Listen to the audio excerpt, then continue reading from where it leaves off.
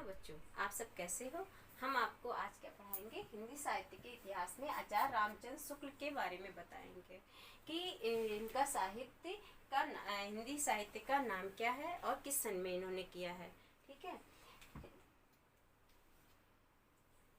काशी नागरी प्रचारीय सभा, ठीक है, काशी नागरी प्रचारीय सभा की स्थापना कब हो रही है? 16 जुलाई 1893 को हो रही है।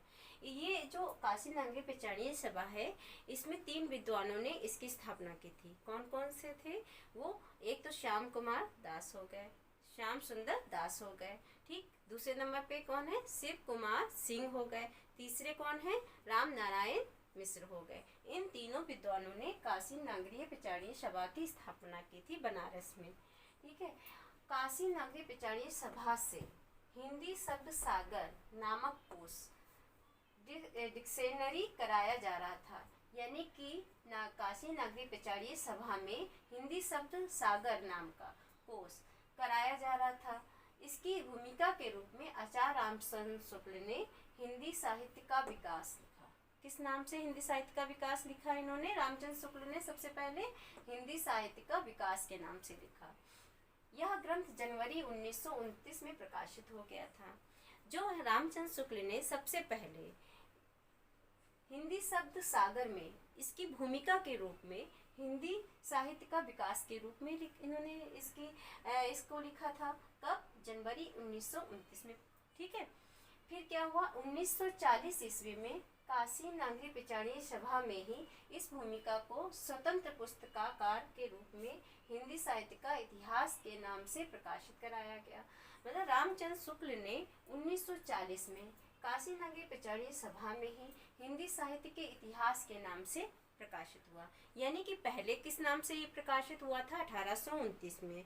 किस नाम से? हिंदी साहित्य का विकास के नाम से प्रकाशित हुआ। उस समय क्या हुआ था कि ये भूमिका के रूप में प्रकाशित हुआ था। ये लाए थे रामचंद्र शुक्ल जी, ठीक, हिंदी शब्द सागर में।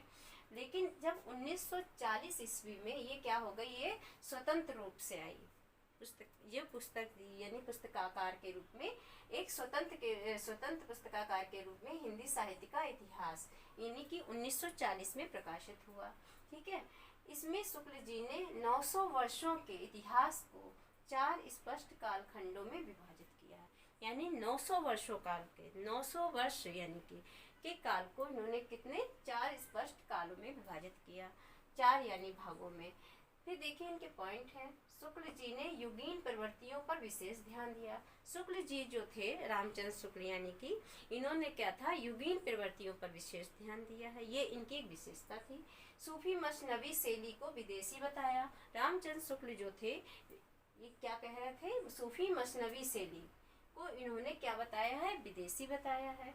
ठीक है। शुक्ल जी ने भक्ति काल को मुस्लिम निराशा की देन भी बताया है। यानी कि जो शुक्ल जी थे भक्ति काल को क्या इन्होंने कहा है? मुस्लिम निराशा की देन। ठीक। इतिहास शुक्ल जी ने इतिहास जुटाया है, जगाया नहीं। ये कथन भी है। ये कथन किसने कहा है? जैनेन्द्र ने कहा है। जैनेन्द्र ने क्या कहा है? शुक्ल जी ने इतिहास जुटाया है, जगाया नहीं। ये कौन कह रहा है? ये जैनेन्द्र कह रहे हैं। इस प्रकार से आचार्य रामचंद्र शुक्ल ने अपने इतिहास को लिखा। पहला इन्होंने किस नाम से लिखा है? देखिए जनवरी 1929 में हिंदी साहित्य के विकास के नाम से। और कहाँ कब? देखिए हिंदी शब्द सागर में किया है। ठीक, हिंदी शब्द सागर में एक भूमिका के रूप में लिखा है। फिर आगे चल के इन्होंने 1940 में क्या हुआ है? हिंदी साहित्य का इतिहास के नाम से लिखा है। ठीक है। हिंदी साहित्य के इतिहास के रूप में लिखा है ना। और कितने भागों में इन्होंने बांटा है? 4 स्पष्ट कालों में इन्होंने बांटा है। ठीक। और देखिए काशी नागरी प्रचारीय सभा की स्थापना कब हो रही? 14 जुलाई 1893। इस तरीके से आचार्य रामचंद्र शुक्ल ने अपने हिंदी साहित्य के इतिहास को आगे बढ़ाया। धन्यवाद।